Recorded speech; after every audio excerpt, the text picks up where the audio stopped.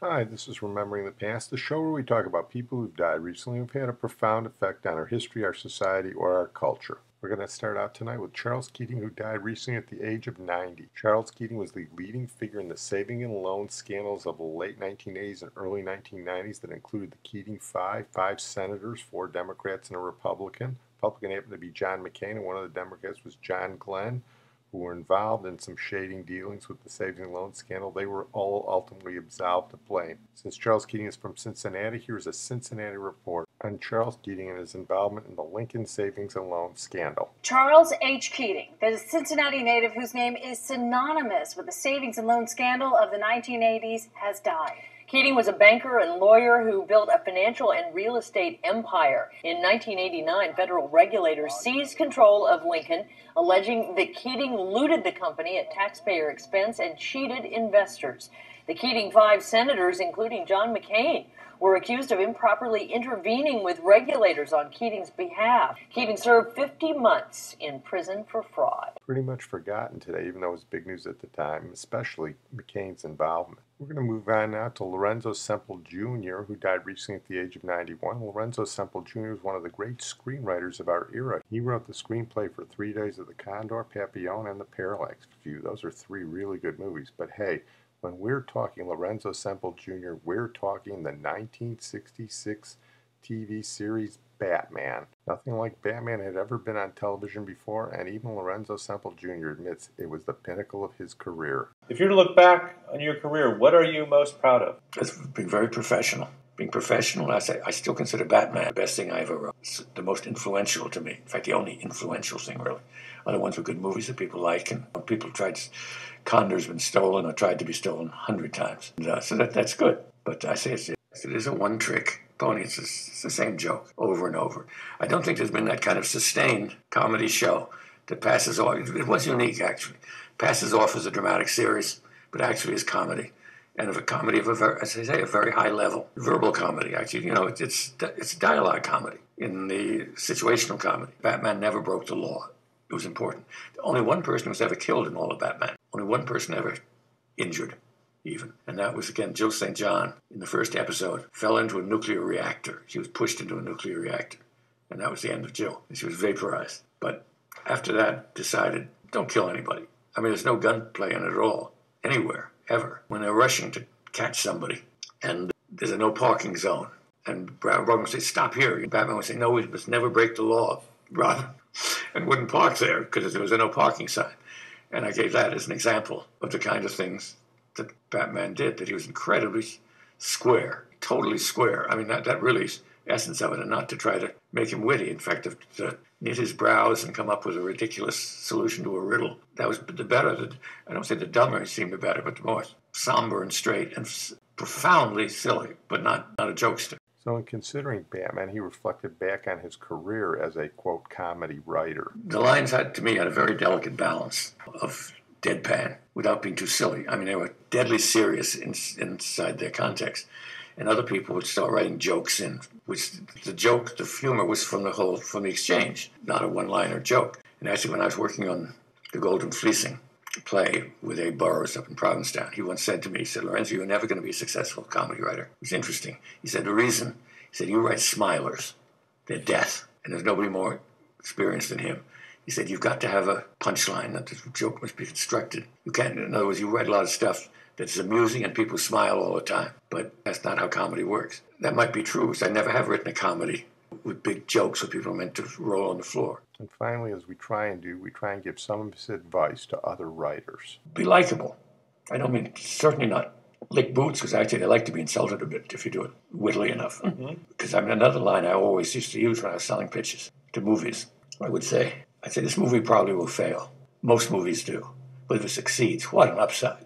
That's what they really want to hear, because most movies fail anyway. But if they can appeal to their greed by thinking that if it works, it's going to be huge. They don't want to know that if it works, it's going to be just good or win an award. They want to know it's going to be huge. And that's a piece of advice I would give writers. And also, every writer practically I've ever heard talk at this kind of thing. They're very self-pitying, which I think is a bad idea anyway. But they usually start off, I've heard 2 or 3 quite distinguished writers, start off saying, we the writer, we're the only ones who face the agony of the blank page. Everybody else has something to do. We're the ones. And I say, actually, you're idiotic. The blank page is the greatest moment of writing a script. It could be the greatest script in the world. It's going to go downhill from here as you write it. But be happy that you have the privilege of facing the blank page. And that should be, I say, that should be your approach to writing. We're going to move on now to Frankie Knuckles, the godfather of house music, who died recently at the age of 59. And despite the appellation and his nickname, he is not a mafia member. He was one of the top house DJs, record producers, and remixers in the world. He was a nice African-American boy born in the Bronx, but he migrated out to Chicago and became a full-blooded Chicagoan. He actually has a street named after him here in Chicago. He made his name at dance clubs doing DJ mixes here in Chicago first, then across the country, then in England, and then in Europe. He's actually better known in England and the continent than he is in the United States. He won a Grammy in 1997, and he was inducted into the Dance Music Hall of Fame for his achievements in 2005. Here's an interview with Frankie Knuckles talking about his background and his influences. Well, surprisingly, a lot of different people lectured me, directly and indirectly. Growing up in the 70s, the music that inspired me the most was most of anything that came out of Philadelphia. And living in New York City, so close to Philadelphia, occasionally would run down there and try and get as close to what I thought of as Mecca for music back then as I could, but didn't always have the best luck with it. But I got the records, listened to them and played them, and it was different then because music wasn't actually designed for the dance floor. People just wrote really incredible songs. Some of them had incredible energy, and some of them had a slower tempo about them, but they all had something about them that moved you, you know what I mean? And the songwriters themselves, that's what you aspire to. With all the albums that came out back then, and the way music was written, when you look at the back of the album covers, you can read all the liner notes. That's how you educated yourself about music. And the life expectancy of a club DJ, if you will, back then was only 3 years because it wasn't a profession. It wasn't what it is now. You had 3 years to hit it hard and burn it up, and then make sure you have plans for what you're going to do when those 3 years was over with. And I used to always say to friends of mine that, I'm not going to wake up one day and be 32 years old and still playing records. I got better things to do. I have dreams and goals and aspirations and other things I want to make happen. The joke is on me because I'm 57 now. I'm so well past it all. At least I got a chance to see it come into something that's really real and tangible and widely accepted as a profession. But to slip back to, to the 70s and stuff, the way you educated yourself about music, which most guys don't do today, is they don't have those album covers to read. They have to actually literally go and find vinyl, some old, and 9 times out of 10, it's all old vinyl. But if they think enough about reading the liner notes, not just who produced, but who wrote these songs, because usually it was a collective that made it all happen. You had your arrangers who did all the orchestral arrangements, and then they're the band members, and then they're the background singers, and the songwriters, and all this different stuff. As you're reading these liner notes, that's how you got educated about who did what. So after all these years of still doing this, that's my education. Most of the guys today, their education, when they look at the different artists that are producing and making music now, they have CD jackets, hopefully, to look at and see who's part of the collective. I mean, what certain musicians are doing what. Who's the killer drummer and who's this and who's that. Hopefully they have that and that they're utilizing that tool. I don't care what you do, and I don't care how good you are at what you do. Education is everything. In whatever art form or craft that you're trying to pursue, a life in, you have to study them. And not just them, because I listen to some of everything. That's not to say that I like it all, but you have to hear it all, especially if you want to be successful in making music. You have to hear everything. You don't have to like it all, but you have to hear it in order to better understand where you're going with what you're doing. And you'd be surprised how much music you listen to over and over and over again, eventually to the point where you start making your own, how some of that stuff that you've heard, bits and pieces, begin to seep into your subconscious and ultimately comes out in what you're creating. I have some weeks where, I'm completely overcome by so much orchestral sounds, and I will listen to it from sun up to sundown. Then I have weeks where I'm just completely overcome by the whole post-punk thing, you know, and I'll be listening to a lot of the old post-punk stuff. And then all of a sudden I find myself one day, you know, inspired to really want to get in and do some writing and writing some music and working on things. It all just comes flooding back. It's not that I'm trying to copy something that I heard, but you have all these different sounds floating around in the back of your head that by the time you do sit down and start working on something or making some music, it all kind of melds together and it turns into something completely different.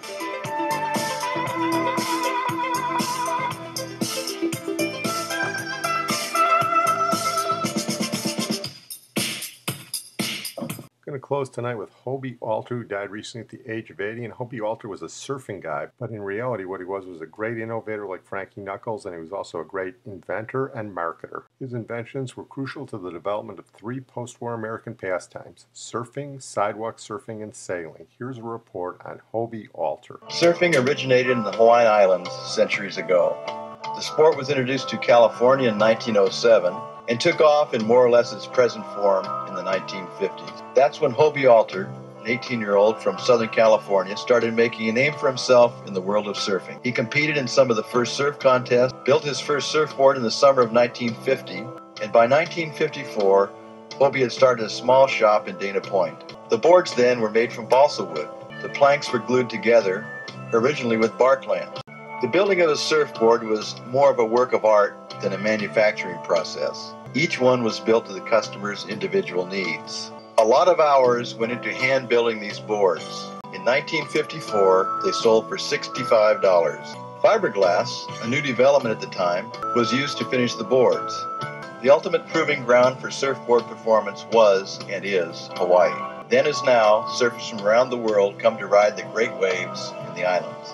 Hobie was there in 1955, riding waves and selling some surfboards. Hobie opened a surfboard shop in Hawaii in the late 1950s and sold his entire inventory the first day. The sport continued to grow, but the availability and quality of balsa wood was becoming a problem. So in 1958, Hobie came up with the first polyurethane foam surfboard. He and Gordon Clark had spent several years developing the foam blanks, and it took several more years before surfers would fully accept the lighter weight, more maneuverable polyurethane foam surfboards. Now it's virtually all that is used. Foam completely revolutionized board making. The surfboard could now be made virtually any weight, size, or shape, limited only by the builder's imagination.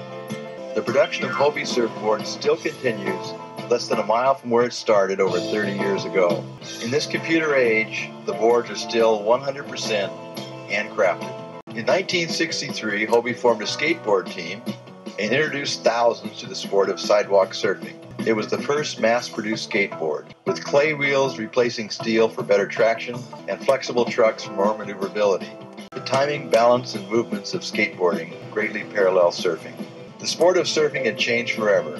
Hobie was about to change another sport, sailing. He and some of his surfing buddies got interested in catamarans. They wanted a boat that was light enough to launch off the beach by yourself and capable of sailing in and out through the surf. The original blueprints were drawn, complete with full batten main, kick-up rudders, and asymmetrical hulls. Before long, the first Hobie Cat was launched. They got what they wanted.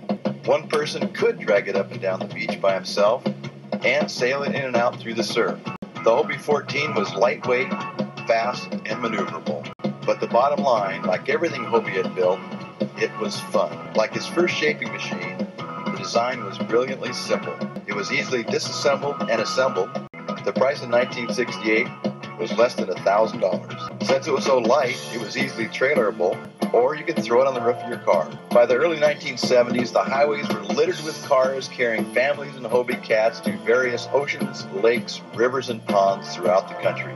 Within a few years of its introduction, the Hobie 14 was the largest catamaran class in the world. Hobie wanted people to have fun with his creation, and fun they had. Beginning as a 16-year-old shaping surfboards in his garage, to Hobie stores worldwide, Hobie became a virtual legend in any sport he touched. I'm going to close on that note. I want to thank my producer Sid Tepps as a final tribute to Hobie Alter. Let's go with the sidewalk surfing song. Don't forget to bust your buns. This one is called Sidewalk Surfing. Ladies and gentlemen, let's greet Jan and Dean. Surfboard in the sidewalk surfing with me. Don't be afraid to try to do this sport around.